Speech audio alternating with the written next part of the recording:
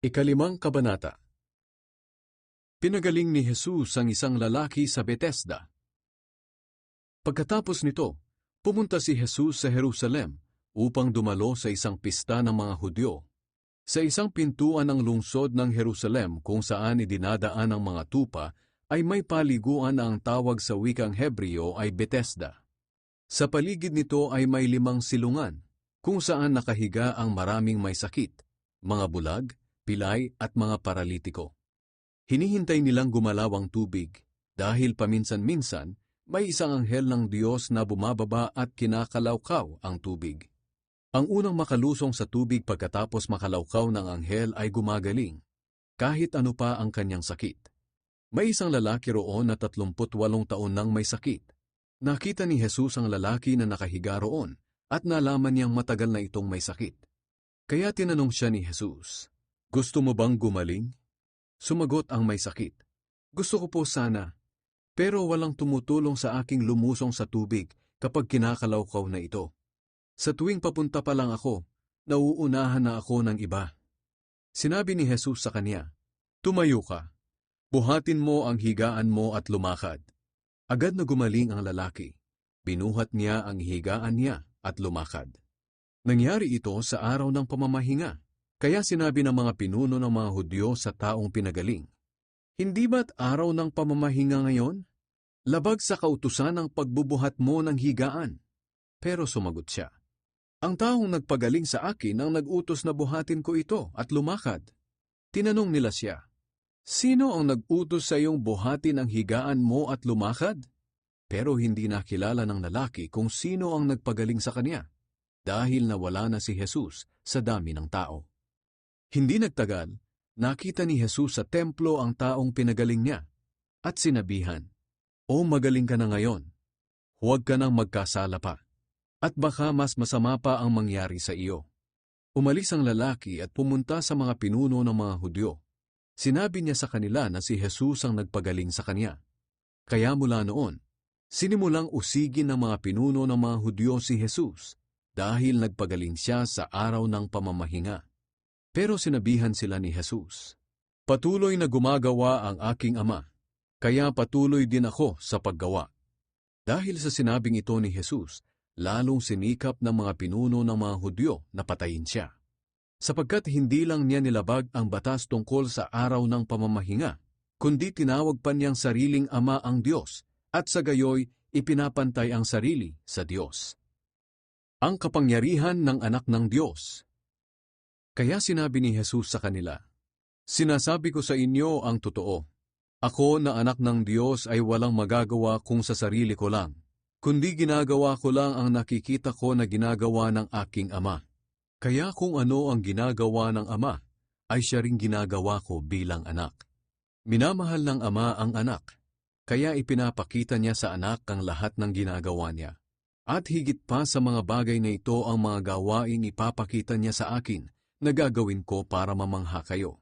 Kung paanong ibinabangon ng Ama ang mga patay at binibigyang buhay ang mga ito, ganoon din naman binibigyang buhay ng anak ang sino mang gusto niyang bigyan ito.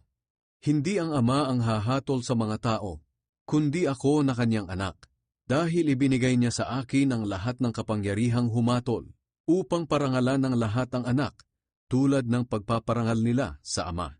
Kaya ang hindi nagpaparangal sa anak, ay hindi rin nagpaparangal sa Ama na nagsugo sa kanya.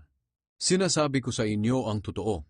Ang sumusunod sa aking mga salita at sumasampalataya sa nagsugo sa akin ay may buhay na walang hanggan. Hindi na siya hahatulan, sapagkat inilipat na nga siya sa buhay mula sa kamatayan. Sinasabi ko sa inyo ang totoo.